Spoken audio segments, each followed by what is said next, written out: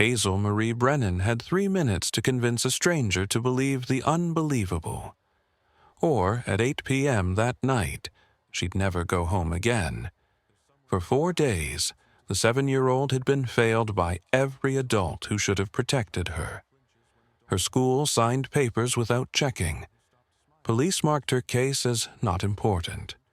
13 people saw something wrong, and every single one looked away.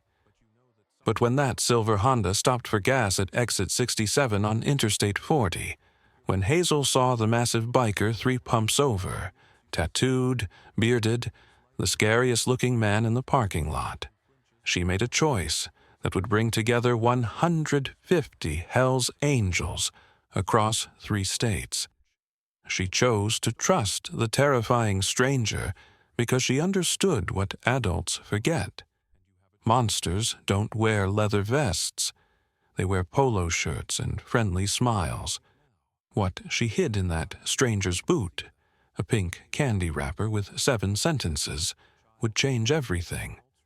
Before we continue, please subscribe and comment where you're watching from. We love seeing our community around the world. Please, just please. The words came out so quietly that Hazel wasn't even sure she'd said them out loud. Wednesday afternoon, 2:18 p.m., standing in the hallway of Oakwood Elementary School, watching a man she'd never seen before show papers to Ms. Morgan, the assistant principal, who always smelled like coffee and never made eye contact. Hazel's fingers gripped the straps of her backpack, pink Hello Kitty.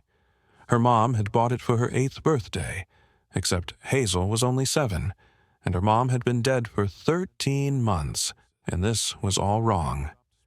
"Everything's in order," Ms. Morgan said, barely looking at the documents. "Emergency custody transfer due to father's deployment extension. We're happy to release Hazel to approved guardianship."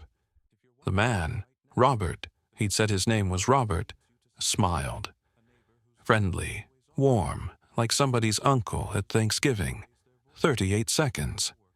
That's how long Miss Morgan looked at the papers before signing them. Hazel wanted to scream, wanted to run, wanted to tell Miss Morgan that her dad was in Japan. Yes, but he'd never mentioned this Robert person. Never said anyone but Grandma and Grandpa were supposed to pick her up. But Robert's hand was on her shoulder now, gentle, the kind of touch that looked protective from far away. And his other hand was in his pocket, fingers wrapped around something that Hazel had learned to recognize over the past 4 months since he'd started appearing at school pickup, at the grocery store near Grandma's house, at the park where she played on Saturdays. A gun. He'd shown it to her once, just once, pulled it out in his car, let her see it, then put it away. Never said a word. Didn't need to. "Say goodbye to your school, Hazel." Robert's voice was pleasant, public-friendly. "We've got a long drive ahead." Miss Morgan waved, already turning back to her office. Paperwork done. Problem solved. Next task waiting. Hazel walked toward the door. Robert's hand never left her shoulder. Tap, tap. Her purple light-up sneakers flashed with each step. The left lace was untied. She'd noticed that morning, but Robert had been in a hurry, yanking her from the motel bathroom before she could finish tying them. The sneakers had been a birthday gift from her dad before he deployed. They lit up red and blue. She'd loved them so much she'd worn them to bed the first night. Now, every flash of light felt like a distress signal nobody could see. 2:24 p.m. Hazel's last sight of Oakwood Elementary was Ms. Morgan's back disappearing into her office, the door closing with a soft click. By 2:45 p.m., Grandma Dorothy was calling 911. By 3 p.m., Officer Dale Mitchell was marking the missing person report. Low priority. Probable family dispute. By 6 p.m., Robert had sent the ransom email $425,000. Bitcoin. You have 72 hours. Contact police equals she dies. But that was Wednesday. This was Friday. And Hazel had been learning. 4 days is both forever and no time at all when you're 7 years old, and every adult who's supposed to protect you has failed. Friday morning, 8 a.m., day 4 of captivity. Hazel woke up in a different motel room, the third in 3 days. Her stomach was so empty it had stopped hurting and started feeling numb. Robert was on the phone in the bathroom. Door thin, walls cheap. Hazel could hear every word. No, they haven't paid yet. Pause. I know. If they don't pay by 8 p.m. tonight, she's yours for $187,000. Longer pause. Same cabin as last time. Vincent's expecting us. Pause. Don't worry about the cop. Mitchell's already buried the case. Hazel's fingers found the small plastic toy under her pillow, a pink starburst candy wrapper, the only piece of candy Robert had given her in 4 days. One single piece yesterday morning, when she'd started crying so hard he was worried she'd make noise in the motel lobby. She'd saved the wrapper. And she'd stolen something else, an eyebrow pencil from the bathroom counter. Brown, drugstore brand, the kind that rolls away when you set it down. Robert didn't know she had it, didn't know she'd been practicing writing with it on the inside of her sock. Small letters, shaky but readable. Because Hazel Marie Brennan might only be 7 years old, might be small for her age and scared out of her mind, but she was reading at 4th grade level and she understood something important. Adults lied. The police lied. Miss Morgan lied. Even the highway patrol officer who'd pulled them over yesterday for speeding had lied when she'd asked if everything was okay. And Hazel had wanted to scream, "No, I'm kidnapped. Please help." But Robert's hand had tightened on her wrist until her bones creaked, and she just nodded, silent, trapped. But there was one group of people Hazel had noticed during their travels.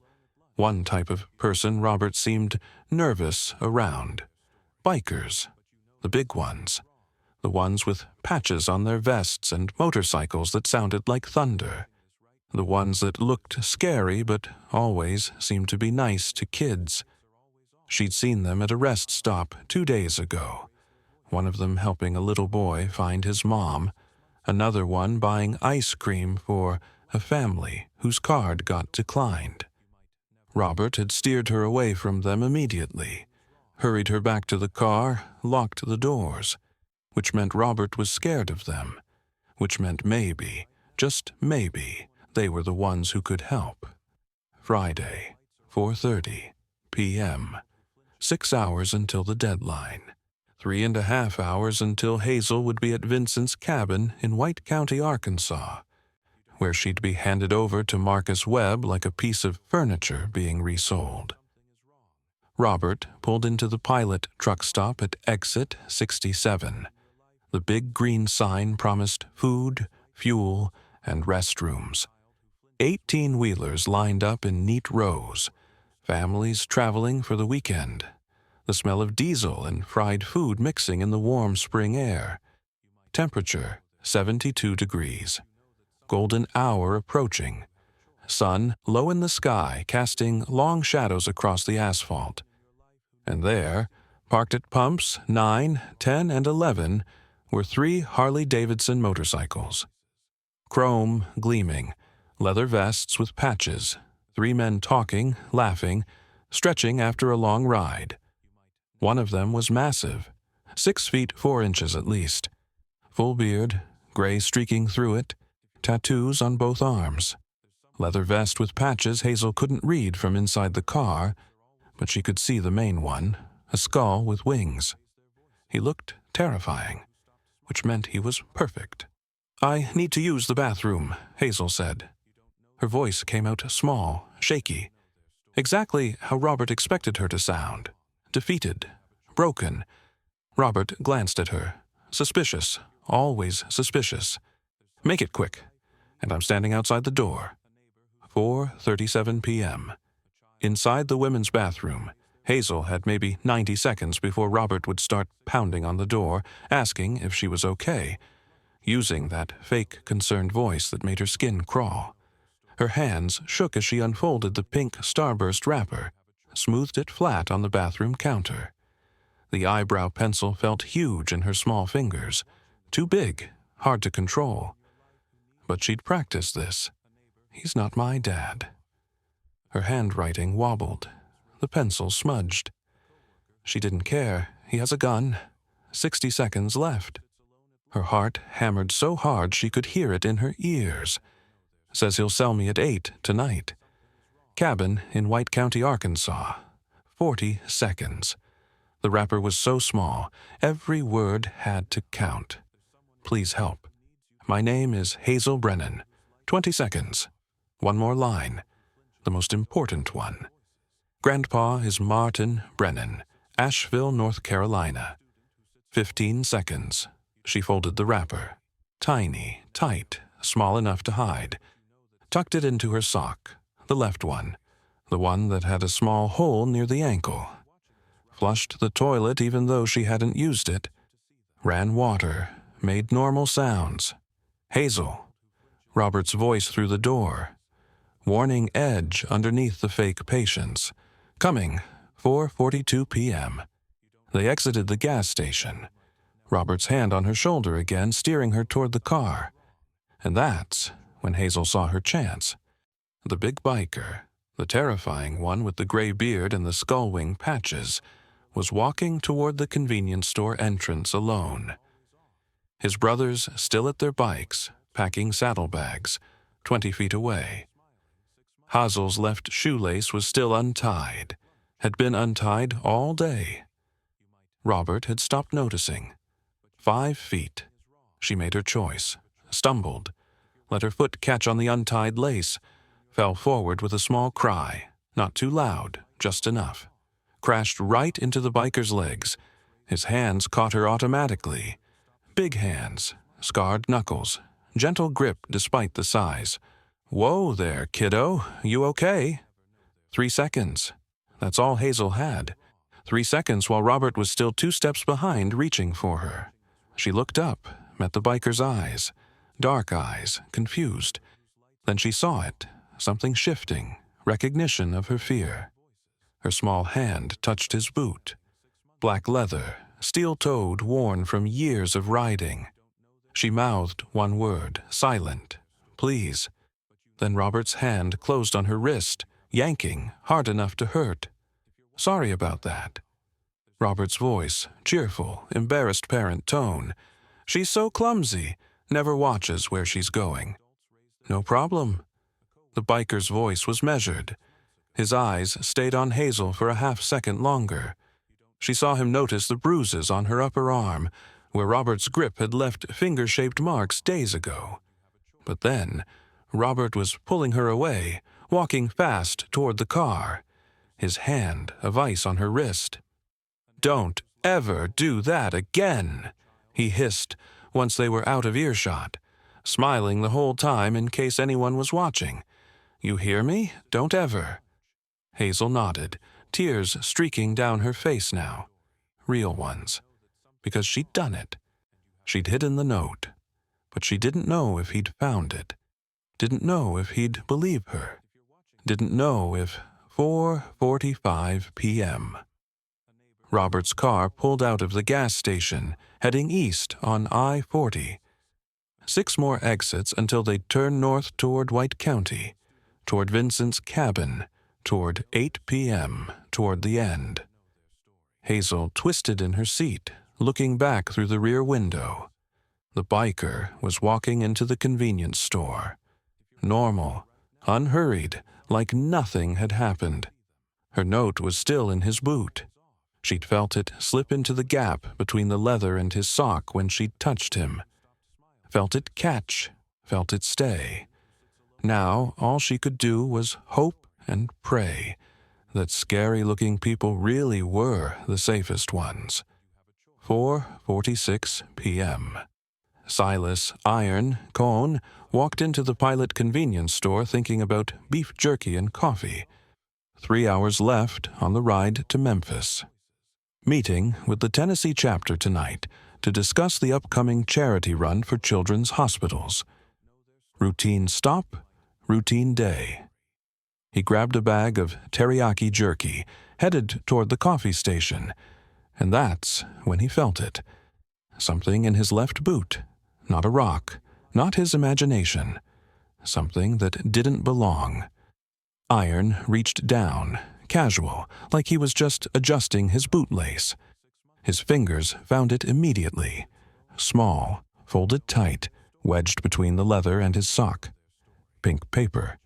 He pulled it out, unfolded it, saw shaky, childish handwriting in brown eyebrow pencil. And the world stopped. "He's not my dad. He has a gun. Says he'll sell me at 8 tonight." Iron read it 3 times. 10 seconds that felt like 10 hours.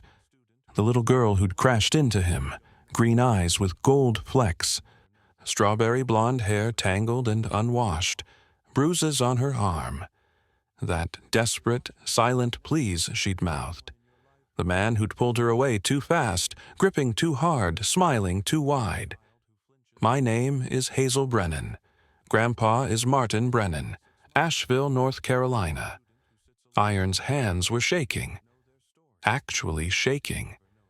He was 51 years old, former Marine, president of the Hells Angels Arkansas chapter, and his hands were shaking like a rookie because he'd seen it, seen her fear, noticed the bruises, and for one critical half-second, he'd considered saying something, then talked himself out of it. Not my business, probably just a rough parenting moment. Don't want to cause a scene. The exact same thoughts 13 other people had probably had this week, while Hazel Marie Brennan was being trafficked across state lines. But she'd given him one more chance. One impossible, brave, brilliant chance. A note in a biker's boot. Iron pulled out his phone, dialed without thinking. "Raymond." His voice came out steady, despite the adrenaline flooding his system. "I need every brother within 200 miles at my location. Now." "Iron?" Hawk's voice, confused. "What's going on?" "We've got a kidnapped child." The words felt surreal coming out of his mouth. 7 years old. Being transported to a sale location. We have approximately 3 hours before she disappears forever. Silence on the other end. 3 seconds of it. Then, "Say no more. We're coming." The line went dead. And that was it. No questions about proof or evidence. No concerns about legal complications. Just brotherhood, just action. Because that's what it meant to wear the patch. Iron walked out of the convenience store. His 2 riding brothers, Tank and Chains, saw his face and stopped mid-conversation. "Mount up," Iron said. "We're hunting, now." I know what you might be imagining. 150 Hell's Angels, roaring up to hunt a kidnapper, fists ready, chaos brewing. And maybe years ago, that's exactly what would have happened. But Iron had learned something in 30 years of wearing the patch. Real strength wasn't about how hard you could hit. It was about how smart you could be when a life hung in the balance. This wasn't going to be a brawl. This was going to be a chess game played at 80 miles per hour. And they had 3 hours and 14 minutes to win. The Pilot truck stop was transforming into a command center. Raymond Hawk Torres arrived first, pulled into the parking lot on his Harley at 4:55 p.m., riding solo from his house 15 miles south. Former detective, quit the force 8 years ago, when he'd seen too many cases buried because the suspect had connections, too many investigations stopped because the victim wasn't important enough. He'd promised himself then, never again would he let red tape stand between him and justice. "Show me."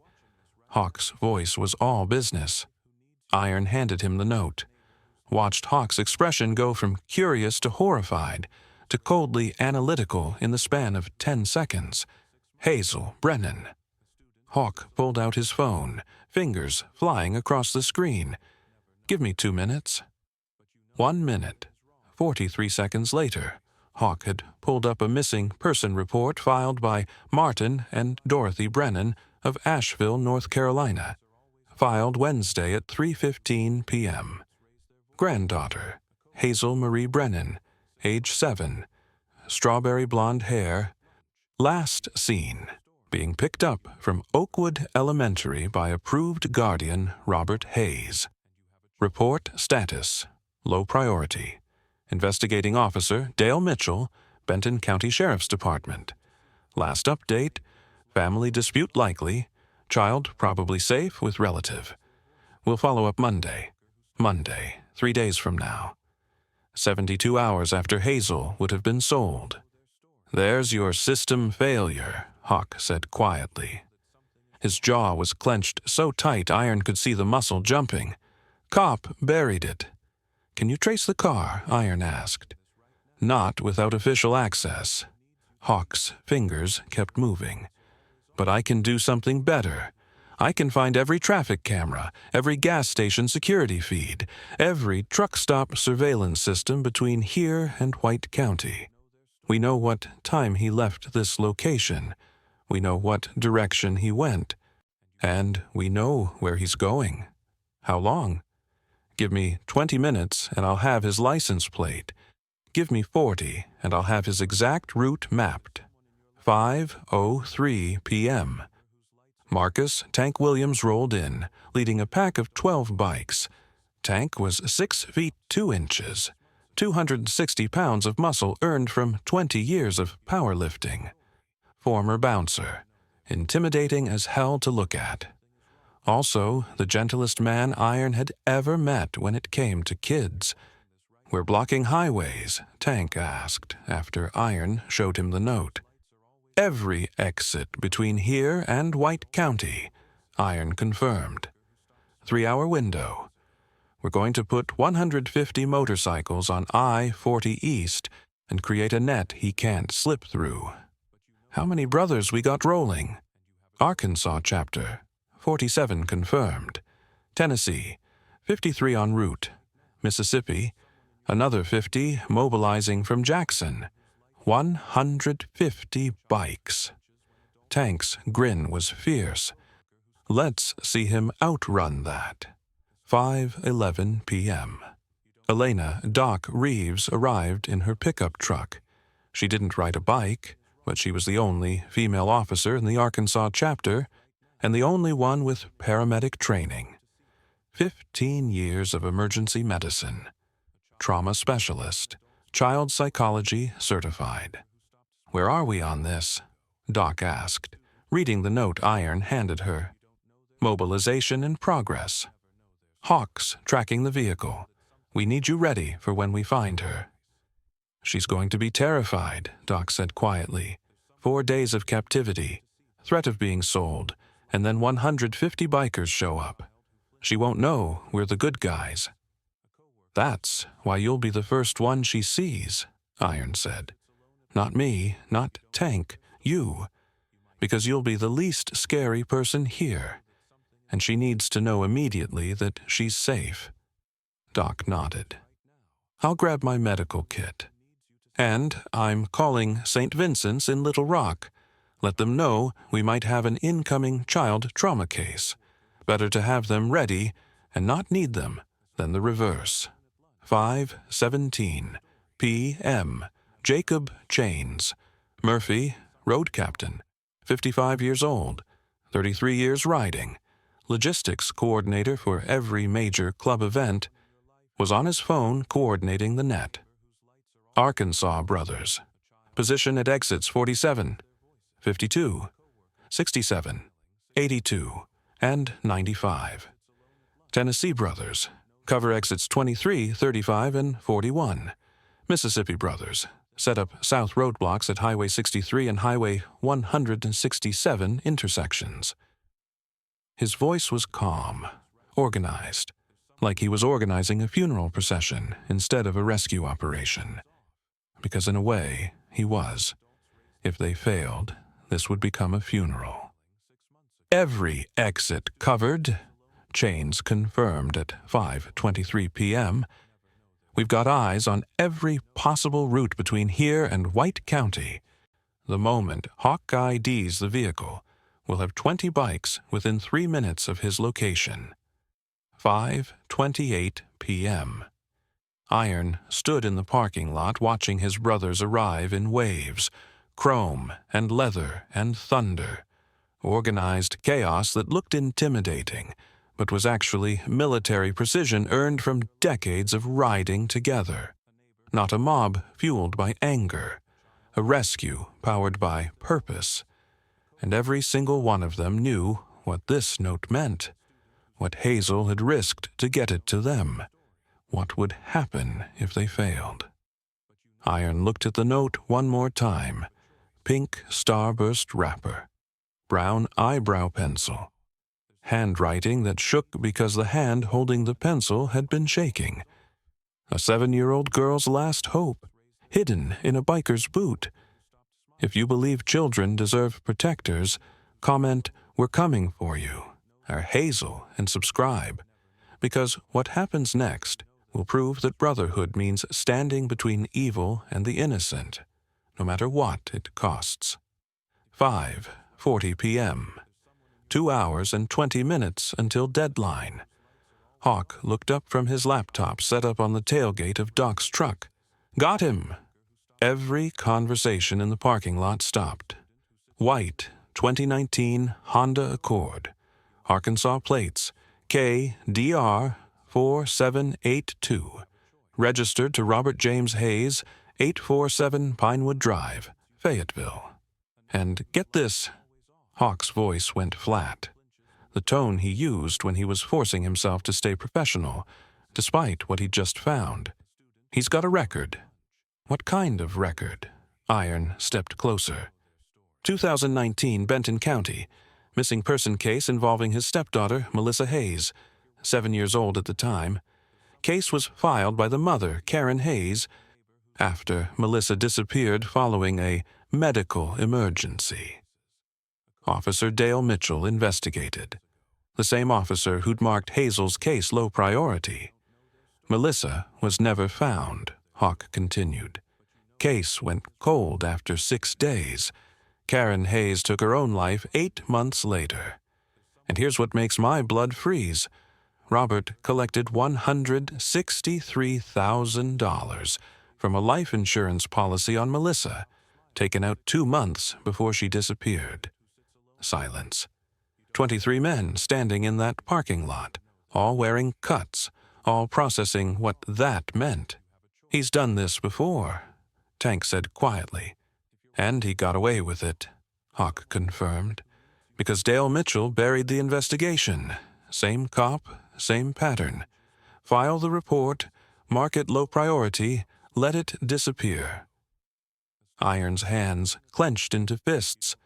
He forced himself to breathe, to think, to be strategic instead of reactive. We need FBI, he said. This is beyond local jurisdiction, beyond anything we can handle alone. Already on it. Hawk held up his phone. I've got a contact. Special Agent Sarah Bennett, Little Rock Field Office. I worked with her when I was on the force. She's solid. Call her now. 5:47 p.m. While Hawk made the call, Chains was coordinating the net. Brothers, listen up. His voice carried across the parking lot.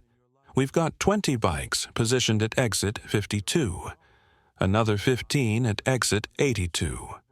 Target vehicle is currently between here and exit 95, heading east.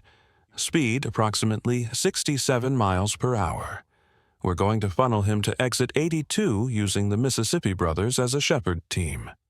Shepherd team? One of the younger prospects, Jared, asked. We don't chase him, Chains explained. We guide him. Bikes appear in his rear view, not threatening, just present. He speeds up.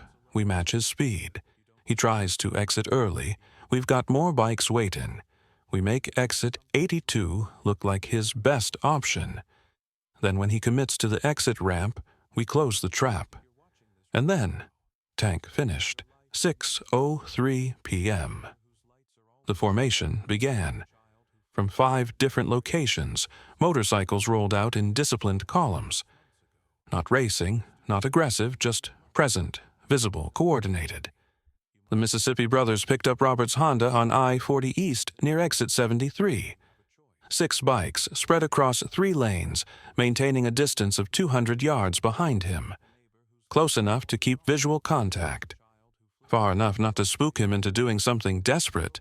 "Target acquired," came the radio call. "White Accord, plates confirmed. He's seen us. Speed increasing to 72. "Match his speed," Chains responded. "Don't close distance. Let him think he can outrun you." Inside the Honda, Robert Hayes was sweating. 6 motorcycles, all Hell's Angels patches, all following him. Coincidence. Had to be coincidence. But his hands were shaking on the steering wheel. Hazel sat in the passenger seat, silent. She'd stopped crying an hour ago, stopped talking. Just stared out the window with those green eyes that reminded Robert too much of Melissa. Too much of the last time he'd done this. Too much of the moment he'd decided that $163,000 was worth more than a 7-year-old's life. "We're fine," Robert said out loud. To himself or to Hazel, he wasn't sure. "We're fine. They're just bikers. Just riding the same highway. Coincidence." Exit 82 appeared ahead. 2 miles.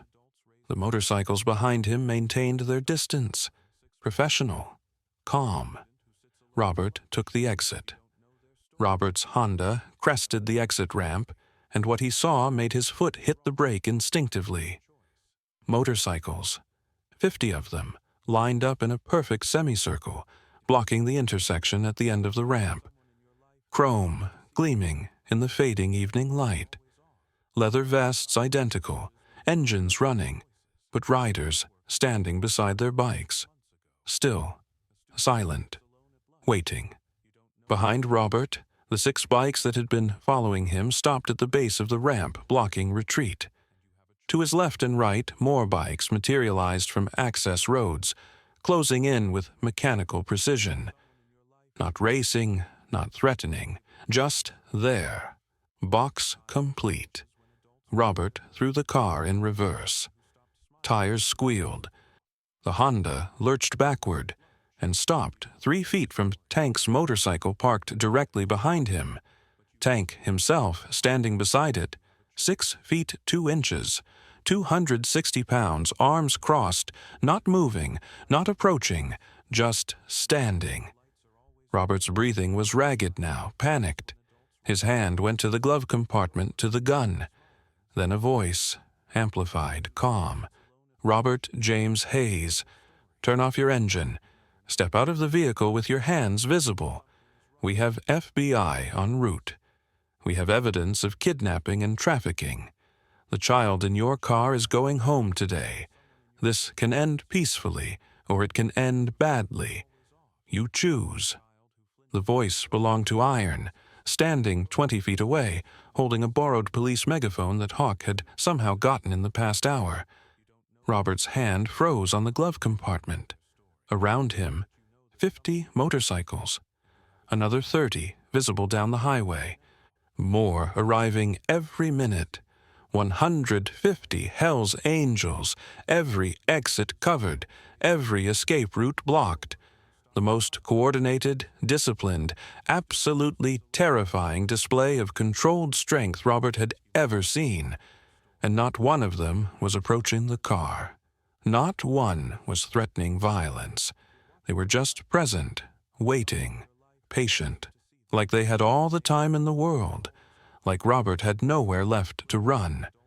6:52 p.m. Robert's engine cut off. His hands appeared through the driver's window, shaking, empty. "I'm coming out." "Don't shoot. I'm coming out." Nobody had guns drawn. Nobody had weapons at all except the presence of 150 men who decided that this particular child was worth mobilizing for. Robert stepped out, hands up, face pale. He was wearing khaki pants and a blue polo shirt, clean cut, professional looking. The kind of man who could convince a school administrator to release a child with 38 seconds of document review. The kind of man who looked nothing like a monster, which was exactly what made him so dangerous. Tank walked forward, slow, deliberate, stopped 10 feet away, faced the car, hands on the roof, feet apart. Robert complied, shaking the entire time. I didn't do anything. I'm her uncle. I have legal custody papers. This is a misunderstanding. We'll let the FBI sort that out, Tank said calmly. Inside the Honda, Hazel was hyperventilating. Small gasps, rapid breathing. Hands pressed against the passenger window, watching strange men surround the car, watching Robert get searched. She didn't know these were the good guys, didn't know the note had worked. All she knew was Robert was gone from the driver's seat, and there were dozens of scary-looking men everywhere, and she was trapped. Doc appeared at the passenger window, alone, no vest, just a woman in jeans and a t-shirt kneeling, so she was at Hazel's eye level. She tapped the window gently. Hazel's eyes locked on hers. Hazel. Doc's voice was soft enough to barely carry through the glass. My name is Elena. The big man with the gray beard, his name is Iron. You put a note in his boot at the gas station. He got it. We all got it. We came for you, sweetie. You're safe now. Hazel's face crumpled. She tried to unlock the door, but her hands were shaking too badly. Doc reached for the handle. Locked. Child safety locks engaged. Tank, Doc called. Keys. Tank retrieved them from Robert's pocket, tossed them to Doc. The passenger door opened, and Hazel Marie Brennan, 7 years old, 4 days kidnapped, 6 hours from being sold, barely 40 pounds from malnutrition, covered in bruises and rope burns and cigarette scars, fell into Doc's arms, sobbing. I want my grandpa. I want my grandpa. I want my grandpa. I know, baby, I know. Doc held her, careful of the bruises. We're calling him right now. He's been looking for you. He never stopped looking. Now, here's something important you need to understand about what happened next. Everyone expected chaos. Expected the bikers to rough up Robert Hayes. Expected shouting, threats, maybe violence. That's the stereotype, right? Big, scary bikers find a child predator and things get ugly fast. But that's not what happened. What happened was this. 150 men who'd spent decades learning discipline, learning patience, and learning that real justice required precision. They stood there in complete silence, while Iron called the FBI, while Doc cared for Hazel, while Tank secured Robert.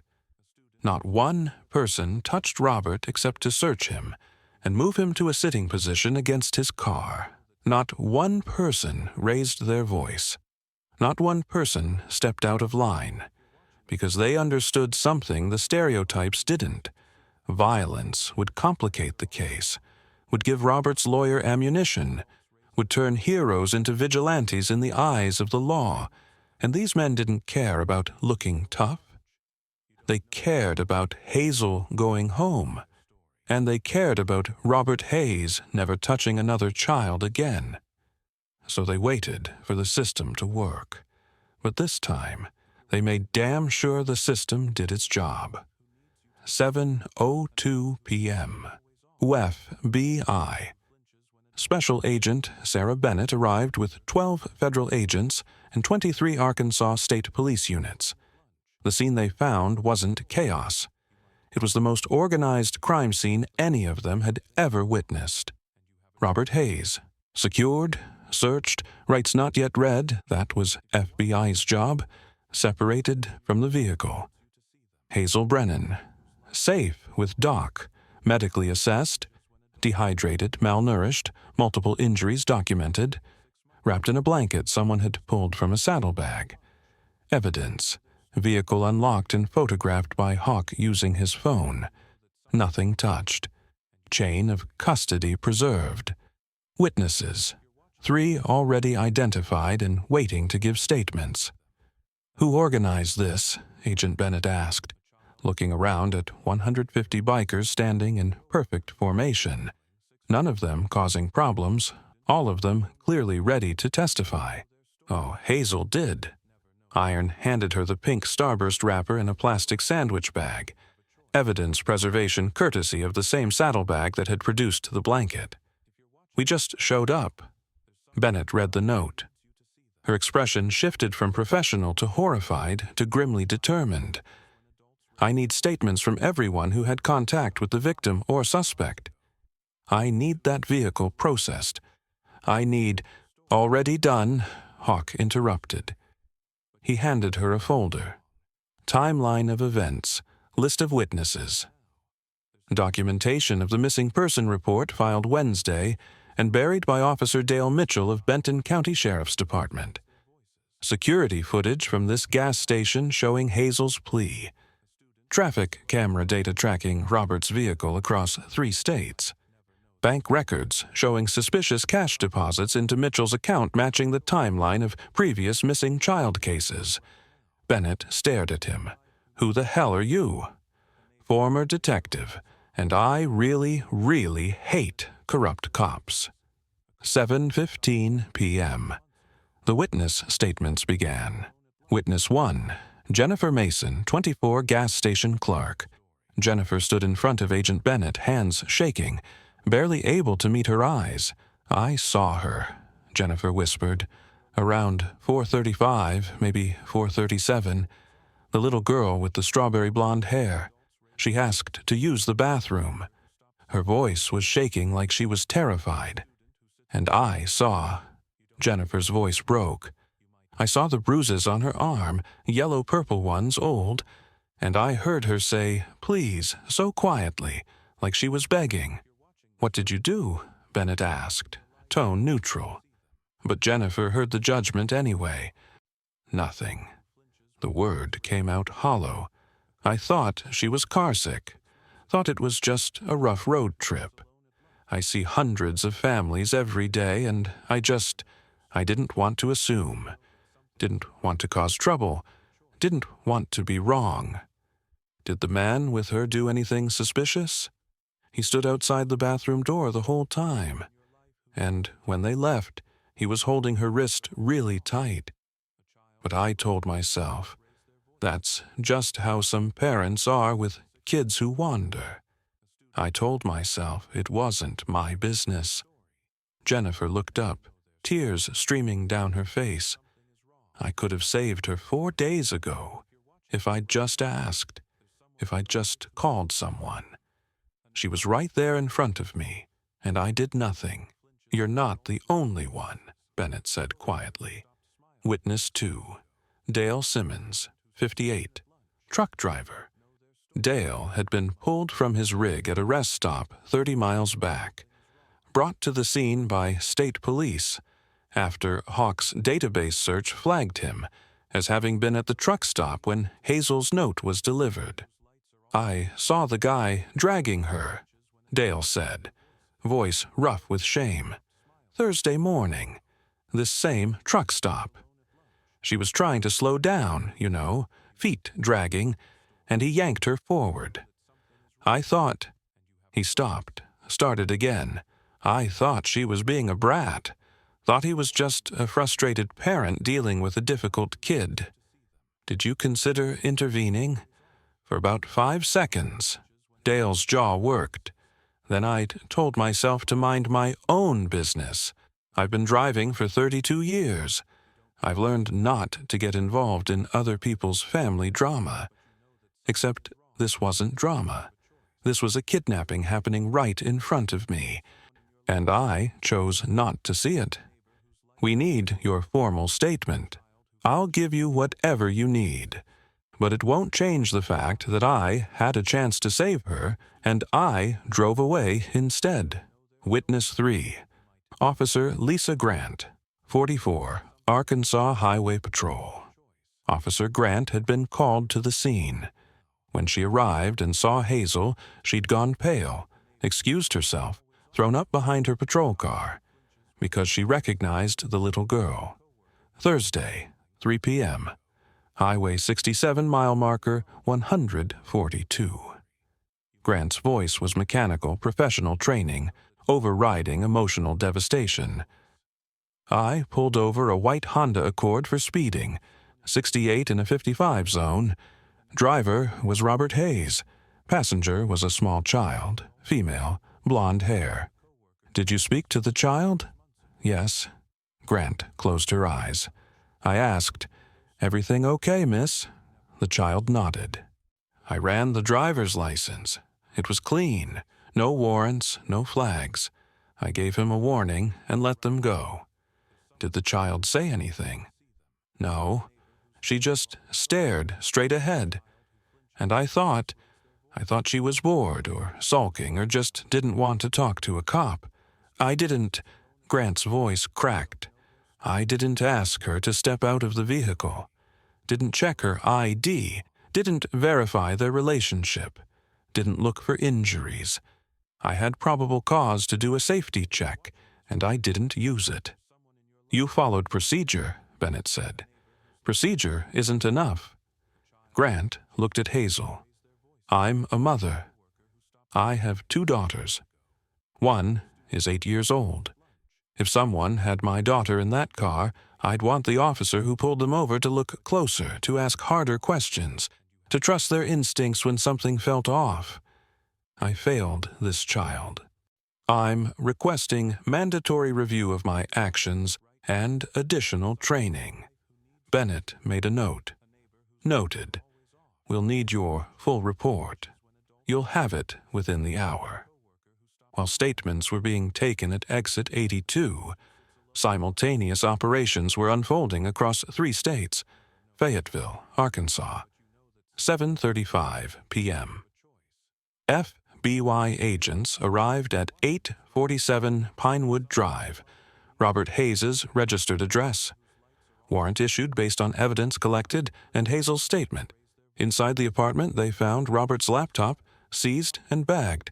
Initial forensic review revealed search history, how to demand Bitcoin ransom, untraceable cryptocurrency wallets, child trafficking prices, how long before missing person becomes presumed dead, email drafts, multiple versions of ransom demands. Robert had practiced his wording. He deleted files, messages with Marcus Webb discussing merchandise delivery schedules, photos, surveillance images of Hazel at school, at her grandparents' house, playing in the park. He'd been stalking her for months. Financial documents showing casino debts totaling $287,000 to Cherokee Casino, North Carolina. Loan shark obligations, $95,000. Payment demanded by April 15th, tomorrow. Previous insurance payout from 2019. $163,000 for Melissa Hayes, his stepdaughter. Melissa's case file, printed, kept in Robert's desk drawer as if he'd been studying his own previous crime for reference. White County, Arkansas. Vincent's cabin. 7:38 p.m. 23 state police and FBI agents surrounded an isolated cabin on 30 acres of wooded property. Rental agreement in the name of Vincent Hayes, Robert's younger brother. Vincent was on the porch when they arrived, smoking a cigarette, wearing camouflage pants and a tank top. Former military, dishonorably discharged for theft in 2017. When he saw the agents, he ran. Made it 47 feet before being tackled by 2 agents and a state trooper.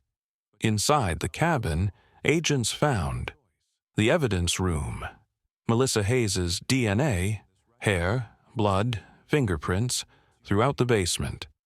Her backpack from 2019, still containing her school ID rope, zip ties, locks installed on one bedroom door from the outside, maps with routes highlighted between Arkansas and Memphis, a whiteboard with names, ages, and dollar amounts, trafficking ledger, photos of other children, evidence of a broader trafficking network, the current preparation, fresh groceries purchased yesterday. Vincent had been expecting Hazel's arrival, a sedatives and medicine cabinet, burner phone with texts to Marcus Webb, cabin ready, package arrives 8 p.m., confirm pickup schedule, the kill room, basement corner with drain installed, cleaning chemicals, industrial strength, plastic sheeting, shovels and lime in the storage shed outside. Because here's what the evidence proved. Robert had never intended for any ransom to be paid. The ransom was theater, pressure, a way to make the grandparents desperate while he prepared to sell Hazel to Marcus Webb for $187,000. More money than the ransom demanded, with no risk of tracking or law enforcement involvement. And if Marcus didn't want her, if she became a liability, Vincent's cabin had been designed to make problems disappear. Melissa Hayes had disappeared in this cabin in 2019.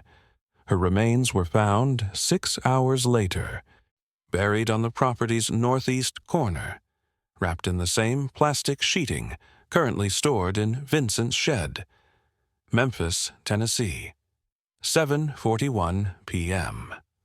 Marcus Webb was arrested outside Mike's gambling den on the east side of town. He was counting cash when FBI agents surrounded him. $3,400 in 50s and 20s. Winnings from an evening of poker. Just another normal Friday night for a man who bought children for resale. When they searched his phone, the burner he used for trafficking business, they found text thread with Robert. Package confirmed. $187,000. Same location as 2019. I'll have transport ready. GPS history showing 7 trips to Vincent's cabin over the past 4 years. Photos of other children with prices listed. $220,000. $195,000. $240,000. Contact list of 12 buyers across 6 states. Marcus Webb had been operating for 11 years. Bought and sold 43 children. Most were never found until tonight. Benton County Sheriff's Department, 7:44 p.m. Officer Dale Mitchell was in his office when FBI agents walked in. He was eating a sandwich, pastrami on rye, watching highlights from last night's basketball game on his computer. Just another evening shift for a detective who'd buried 2 missing child cases in 5 years. Detective Mitchell, Agent Bennett's voice was ice. We need to have a conversation about your handling of the Hazel Brennan case and the Melissa Hayes case, and your bank account showing $8,000 cash deposits that coincidentally match the timeline of both investigations. Mitchell's sandwich dropped onto his desk. They found the evidence in his desk drawer, not even hidden well, just filed under closed cases. Hazel's missing person report marked low priority, despite being a kidnapping. Melissa's case file with notes. Robert called. Delay this one, too. Usual fee. Bank deposit slips, $8,000 cash, April 10th, 2024. 3 days before Hazel was taken. Previous deposits, $8,000. July 2023, $8,000. March 2019. Week after Melissa disappeared. 28 years on the force. Clean record until Robert Hayes started paying him $8,000 per case to misfile paperwork, delay investigations, and tell grieving grandparents their concerns were probably nothing. For $8,000, Dale Mitchell had let a trafficking ring operate with police protection.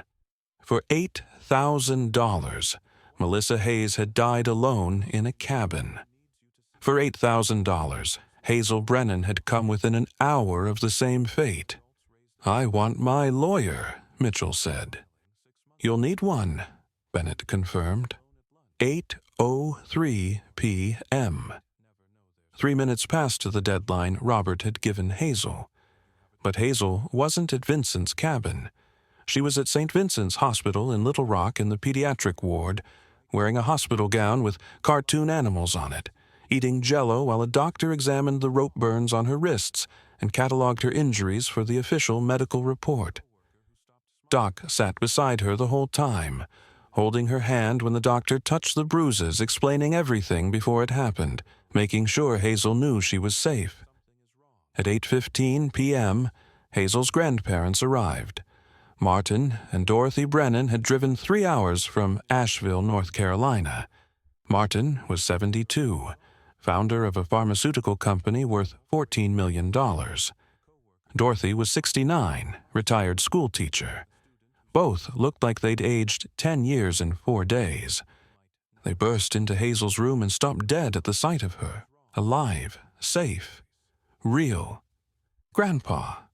Hazel's voice broke on the word. "Grandma." She tried to get out of bed, but the IV line caught. Doc gently untangled it. Then Hazel was in her grandparents' arms, all three of them crying, holding each other like they'd never let go again. "We thought—" Martin couldn't finish. "When they said you were taken, we thought—" "The biker saved me," Hazel said between sobs. "The scary one with the beard. I gave him my note, and he came. They all came." Dorothy looked at Doc. "Thank you, thank you. How can we ever—" "You don't need to thank us," Doc said quietly. "You just need to love her, which you clearly do." Outside in the hallway, Iron stood with Agent Bennett. "Final count?" Iron asked. 6 arrests, Bennett confirmed. Robert Hayes, Vincent Hayes, Marcus Webb, Officer Dale Mitchell, Diana Kramer, she's the forger who created the fake custody documents, and Carl Henderson, the motel manager who provided the no-questions-asked rooms. Patricia Morgan, the school administrator, has been fired and her teaching license is under review for criminal negligence, but no charges yet. And the charges against Robert? Bennett's expression was grim satisfaction.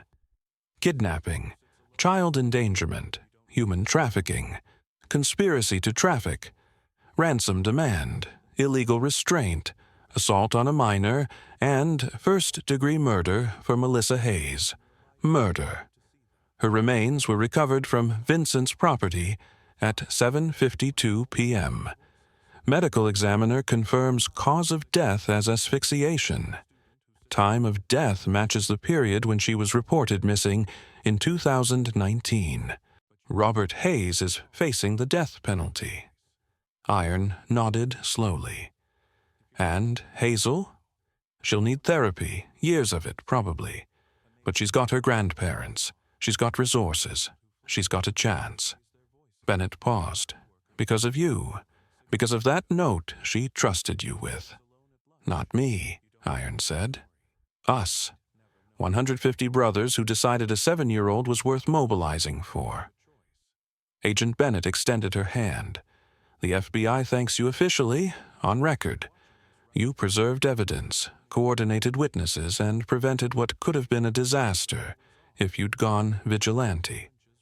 You did this right. Iron shook her hand. We just showed up. Hazel did the hard part. In the hospital room, Hazel was falling asleep in her grandmother's arms, safe, warm, fed, protected. Her last words before sleep took her. The scary man wasn't scary. He was just big. And Dorothy Brennan, holding her granddaughter, looked up at the Hell's Angels patches visible through the doorway, 150 bikers who'd converged on Arkansas to save a child they'd never met and understood something she never had before. Monsters don't wear leather and tattoos. Monsters wear polo shirts and friendly smiles. And sometimes the scariest-looking people in the room are exactly the ones you need. The Benton County Courthouse was packed, every seat filled. Standing room only in the back.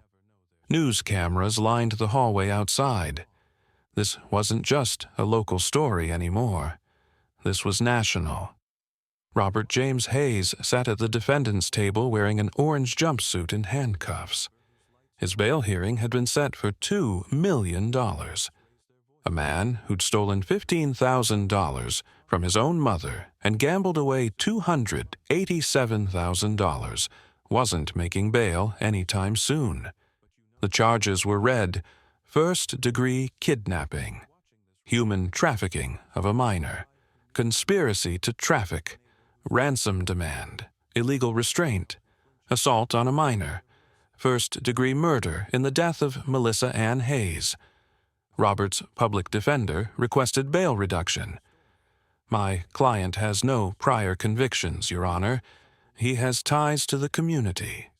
He has ties to a trafficking network operating across 3 states," the prosecutor interrupted. "He murdered his stepdaughter in 2019 and would have done the same to Hazel Brennan if not for the intervention of civilians. He is a flight risk and a danger to children everywhere." The judge, Margaret Bennett, 62 years old, 28 years on the bench, grandmother of 4, looked at Robert for a long moment. Bail denied. Trial date set for August 12th. Defendant remanded to custody without possibility of parole until trial. Next case. The gavel came down. Robert Hayes would never be free again. Vincent Hayes arrested at his cabin, charged with accessory to murder, accessory to kidnapping, human trafficking. Found guilty 3 months later. Sentenced to 35 years in federal prison. No parole eligibility. Marcus Webb, the buyer, charged with human trafficking. Conspiracy to traffic, 12 counts of purchasing children for exploitation. Evidence on his phone led to the recovery of 6 other children and the arrest of 8 additional traffickers across the network. Sentenced to 40 years.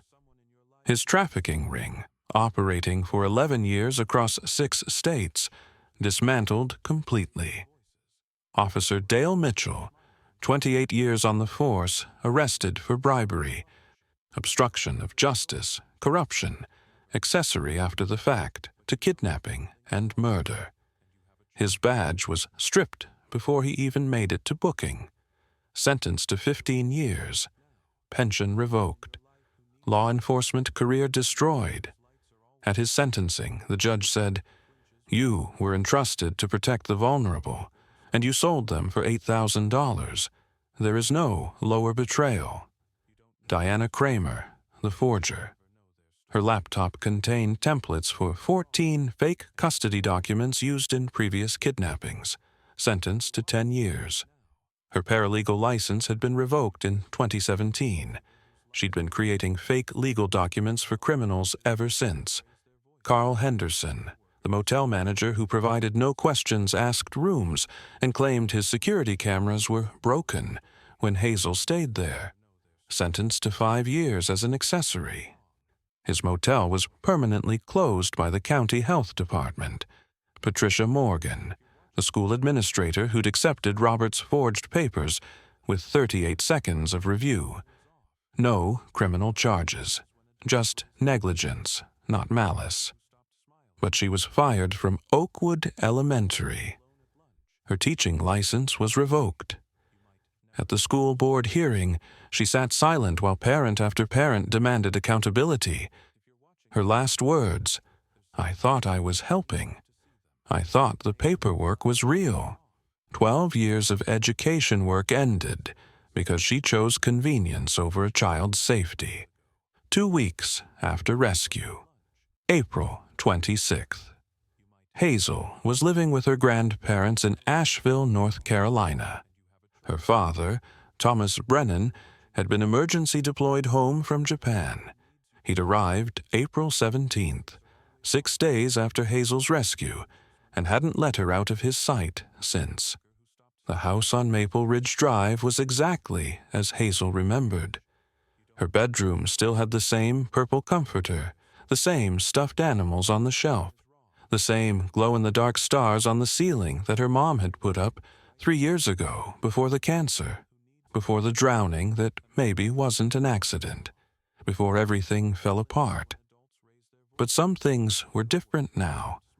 There were new locks on all the doors, installed by Tank and 3 other brothers who'd driven 6 hours to Asheville just to make sure Hazel felt safe.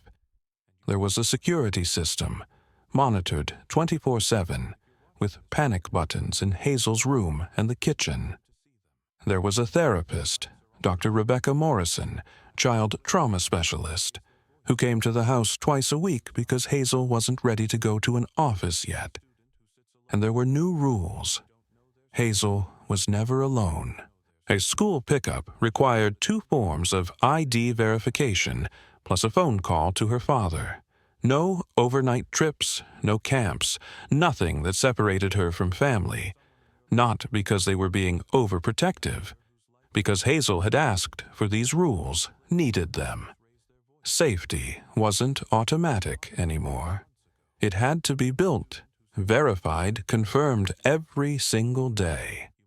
Dr. Morrison sat cross-legged on the floor of Hazel's bedroom during their 3rd session. Not in a chair like a typical therapist, on the floor, at Hazel's level, playing with Play-Doh. "Can you tell me about the gas station?" Dr. Morrison asked gently. Hazel's hands worked the pink Play-Doh, squeezing it, shaping it into nothing in particular. "I was scared," Hazel whispered. "Robert said if I told anyone, he'd hurt Grandma and Grandpa. He said he had their address. He said his friend was watching their house. But you told anyway." "I didn't tell with words. I told with the note." Hazel looked up, because he couldn't hear a note. That was very smart. "I was scared the biker wouldn't find it, or wouldn't believe it, or would give it to the police, and they'd tell Robert." Hazel's voice got smaller. "Because the police lady didn't help me when she pulled us over. I wanted to tell her, but Robert was looking at me, and I couldn't make my voice work." "Officer Grant knows that now," Dr. Morrison said. "She wishes she'd asked you to step out of the car. She wishes she'd looked closer. She's changing how she does traffic stops because of you. Really, really, you taught her something important, that sometimes kids are too scared to speak up. So adults have to look harder." Hazel shaped the Play-Doh into a small boot, purple, because that was the only color she'd chosen today. "The biker's boots were black," she said, "and really big. And I thought maybe if I could just touch them, just hide the note there, maybe he'd be strong enough to fight Robert, because Robert was scared of bikers. I could tell.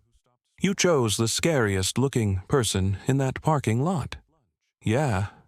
Hazel looked up, green eyes meeting Dr. Morrison's, because scary-looking people were nicer than the nice-looking man. Dr. Morrison made a note, not for the session record, for herself, a reminder that children understand more than adults give them credit for. "You're very brave, Hazel. I was very scared. Brave people are always scared. That's what makes them brave."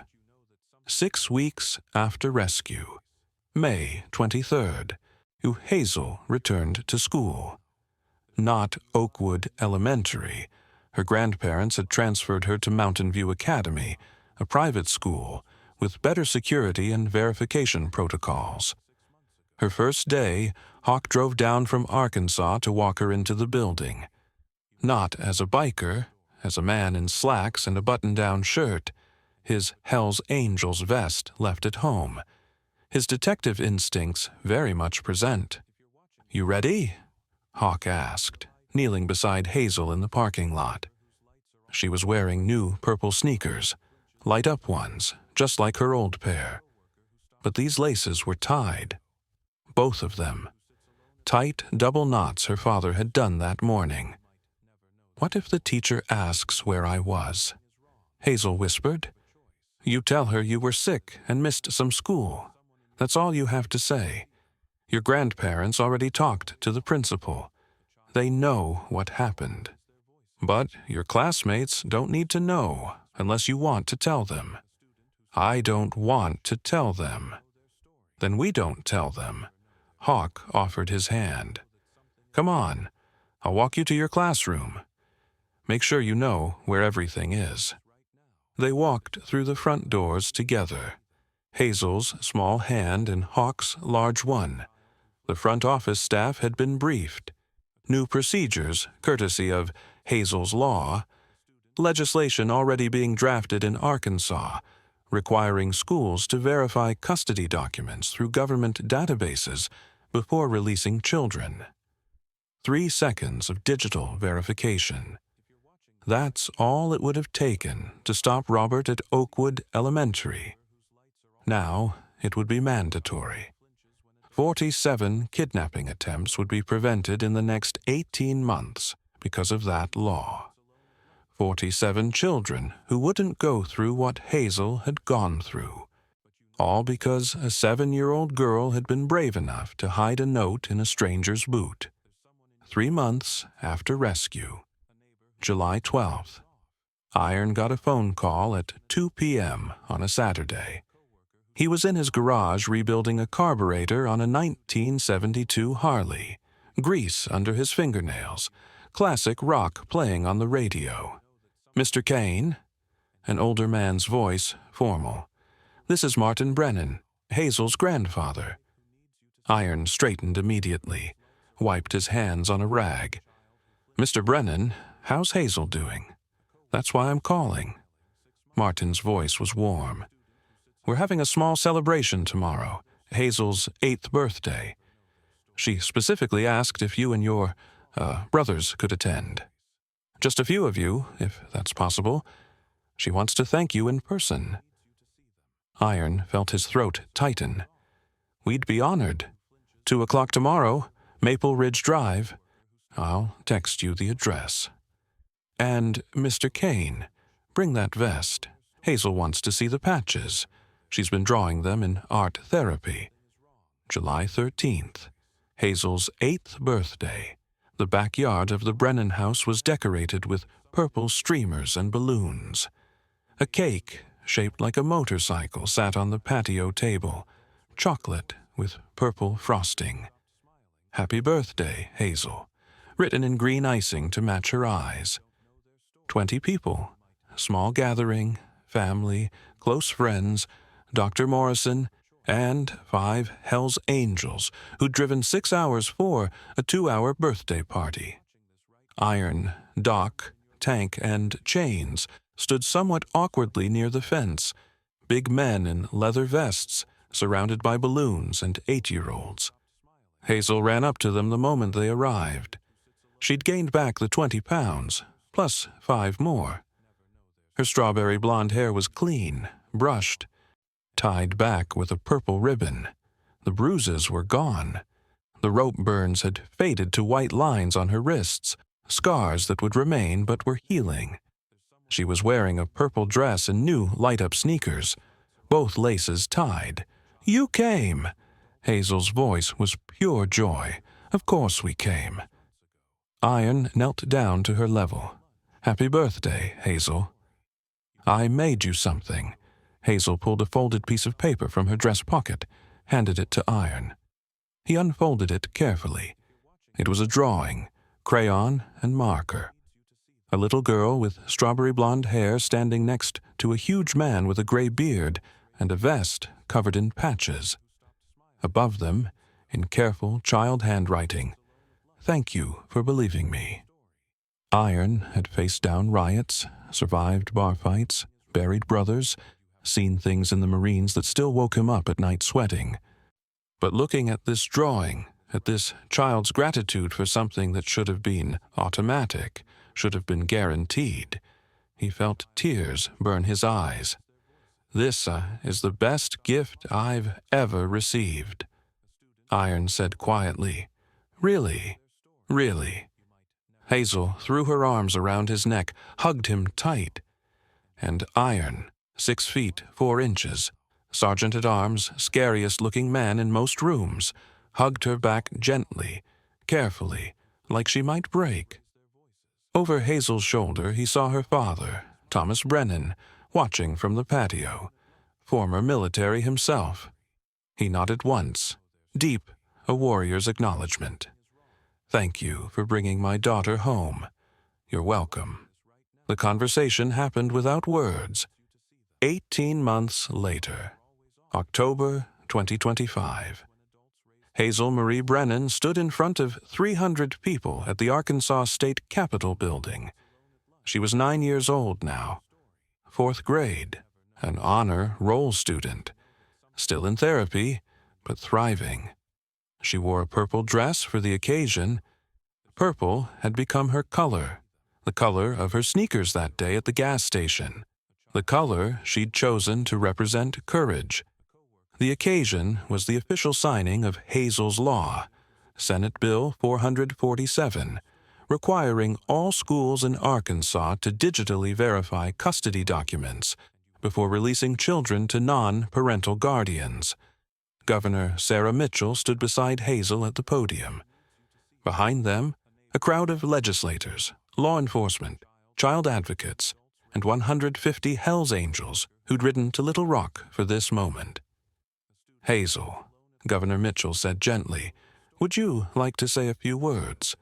Hazel stepped to the microphone. Someone adjusted it down to her height.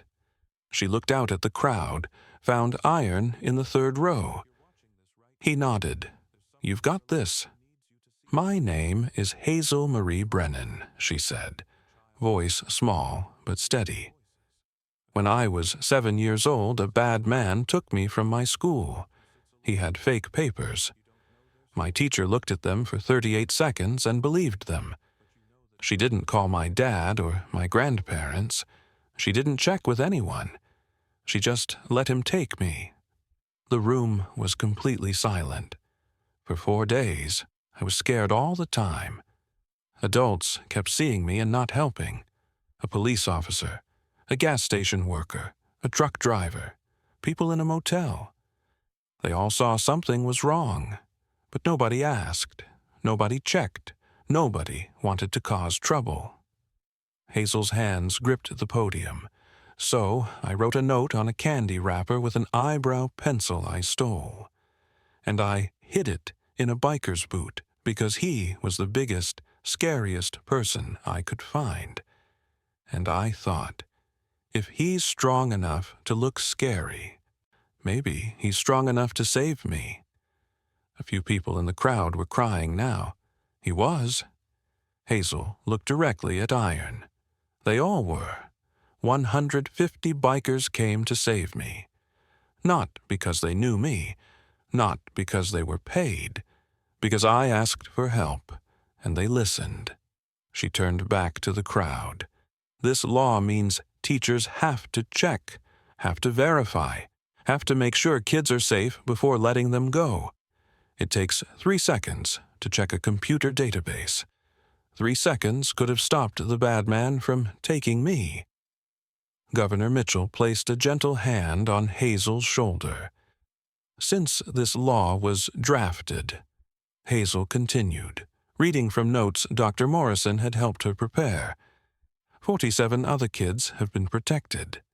47 times a person with fake papers tried to take a child, and the school computer said, "No, this isn't real." 47 kids who didn't have to be scared like I was. Hazel folded her notes. I learned something that I want other kids to know. Bad people don't always look bad.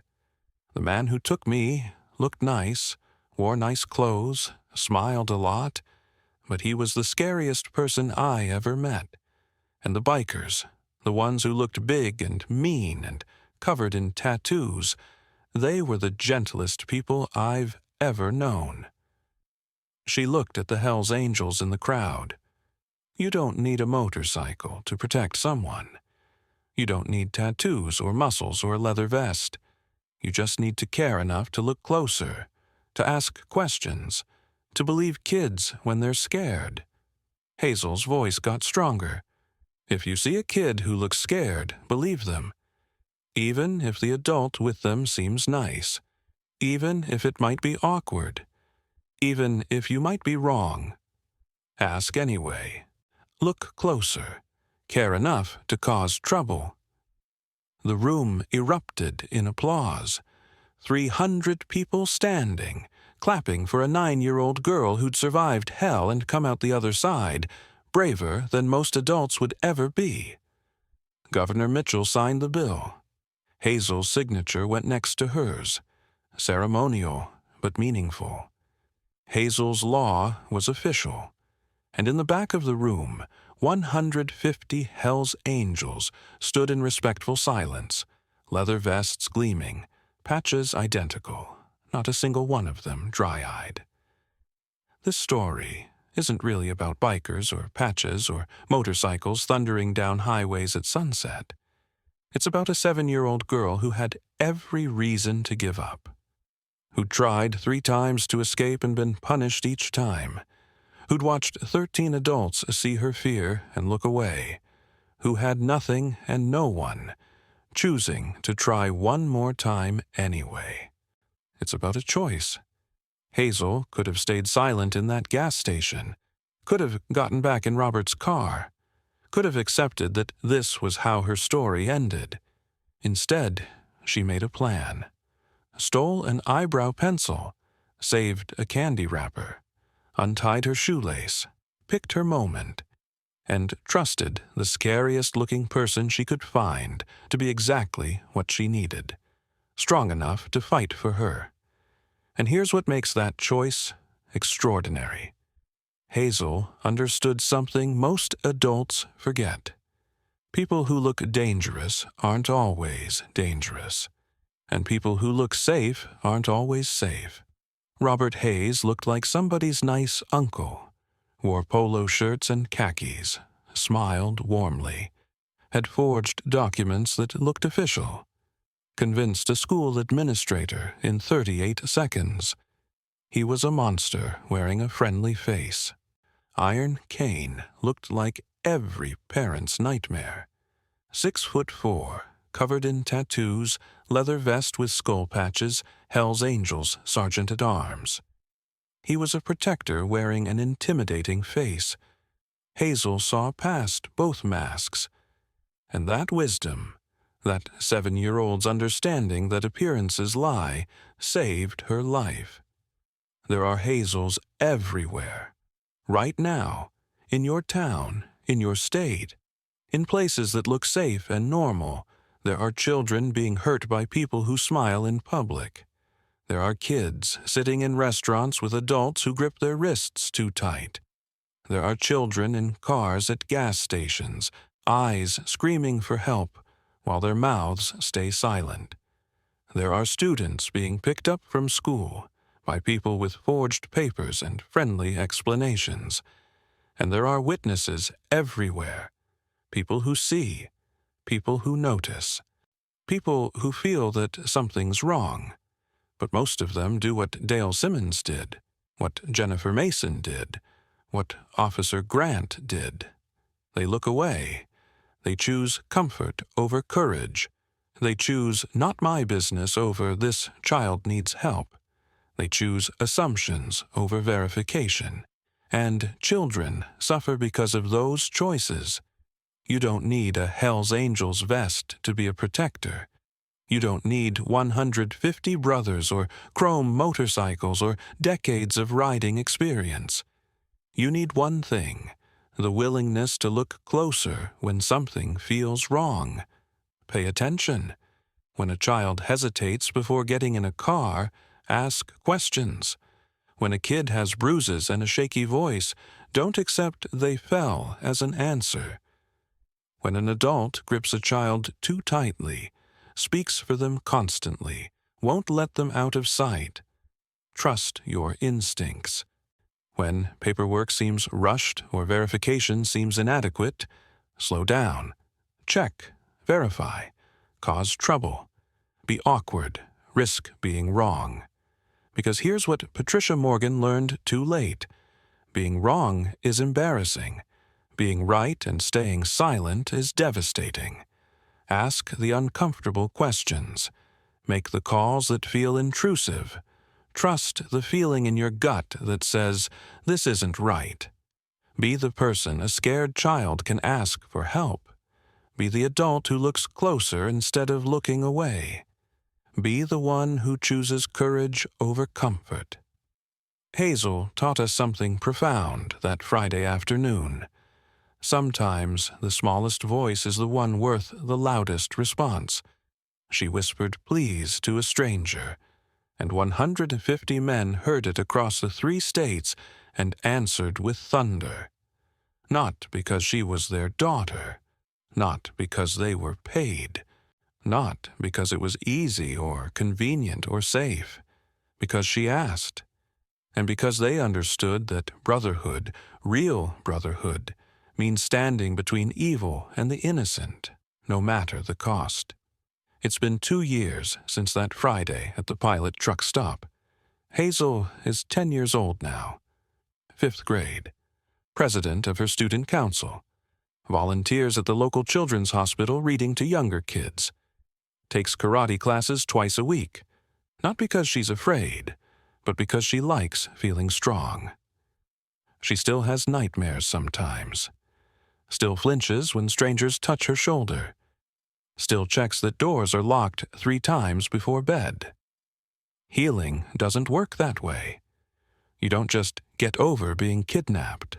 The scars remain, visible ones on her wrists, invisible ones in her heart. But she's not defined by what happened to her. She's defined by what she did about it. And she's become something extraordinary, an advocate. Hazel speaks at schools now, teaching kids about safety, teaching them that it's okay to say no to adults, okay to yell, okay to run, okay to ask scary-looking people for help if the nice-looking ones are hurting you. She's taught 300 students the phrase that might save their lives. This person is not my parent. Robert Hayes is serving 8 consecutive life sentences without possibility of parole. He'll die in prison. The others are serving their time. Marcus Webb's trafficking network led to 43 children being recovered, 43 families reunited, 43 lives saved. Officer Mitchell's arrest triggered an internal investigation that uncovered corruption in 12 precincts across Arkansas. 17 officers were fired. 23 were charged. The system that had protected predators for years was burned down and rebuilt.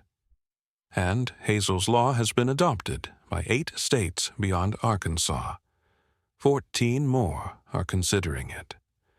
Hundreds of thousands of children are safer because verification is now mandatory.